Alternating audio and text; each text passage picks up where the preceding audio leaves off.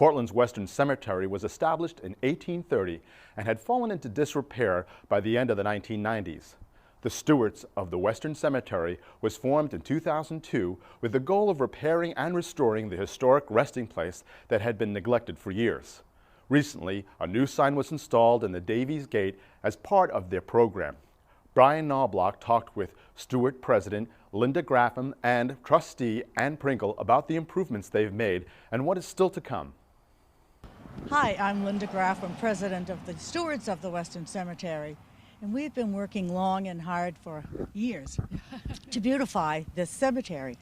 And I've lived in the neighborhood for 37 years, so I kind of consider this all my private property. Ann Pringle is a trustee of the Stewards of the Western Cemetery. What we're here today for is to unveil a sign that the Stewards of the Western Cemetery commissioned. I've also lived in the neighborhood for decades, and you beat me.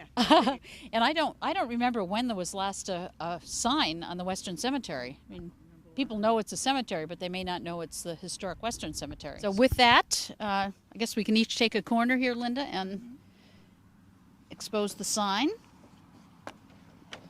which says, obviously, Historic Western Cemetery, established 1830. And it's a sign that was made by, I think, a boat builder, marine plywood. It's beautifully done with special gold lettering. And it's an historic sign that was approved by the Historic Preservation Board with enthusiasm to see this important place finally recognized again. And tell us a little bit about the history of the Western Cemetery. Well, it was established in 1830. I think it's the second oldest cemetery in the city of Portland. It's an historic cemetery that unfortunately has been degraded over the years by neglect, literally for decades. But there's some interesting people buried here. The Longfellow family crypt is here, as is the grave of Ichabod Nichols, who was the great-great-grandfather of Harry Nichols Cobb, who designed the Portland Museum of Art, and whose family homestead stood on the site of the new building. How long was it an active cemetery? How long was it in use? Well, over 100 years, I would say, more than 100 years. I'm not sure exactly when burial stopped, but. And right now, it's sort of a park and cemetery for the Western Prom. It's an open space. I wouldn't call it a park, but it's an open space that's an important place in the city because it's lovely, as you can see now, very quiet and peaceful, as a cemetery should be. Let's talk about some of the notables. You mentioned a few before, yeah. But who are some of the notables who are here? Another notable family is the Levitt family. Chase Levitt, provisioners for decades, I think generations, they go back on the waterfront. And there are 3 graves of children that were born in a very short period. And all the gravestones are joined together. So that's one of my very favorite graves.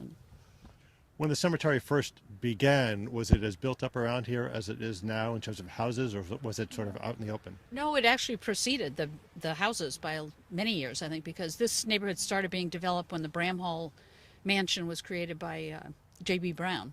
So the cemetery well predates the houses.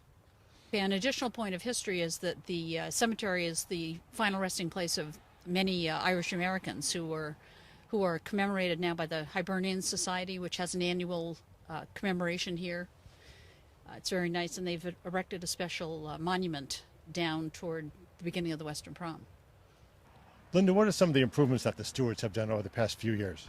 Well, we've done quite a number, actually. We have repaired and have all new granite curbstones. We have removed trees, cleaned up paths. The new pathways that have gone through are really nice because they had been totally decimated over the years and you didn't even know where they went. And the paths, of course, keep us off graves that we shouldn't be walking on. So I think that's one pretty big step we've made. You also have a new fence that's been put in and hopefully will be extended. We're very proud of this fence. It's needed replacing for years. As you can see as you drive down down Vaughn Street, you can see how far the new fence has gone. We hope by spring to go all the way down to where the Western Cemetery, the Western Promenade, and Vaughn Street meet. Does the city maintain the property in terms of mowing and that sort of thing? Yes, and they do a pretty good job of that. Of course, they're hampered by funds, but no, they do the mowing, and they've cleaned up a lot this fall, and I think they've really done a nice job. And what are some of the plans that you have in the future? Beyond fence? Well, we'd love to have enough money to restore some graves. There are so many stones that have been broken over the years.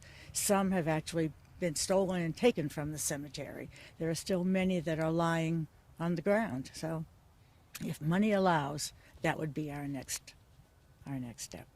And if people are interested in helping in terms of cash or volunteering time to the Stewards, where can they go for information? Who can they contact? They can contact me at 772-6872, or they can contact Ann Pringle, who is also on the committee.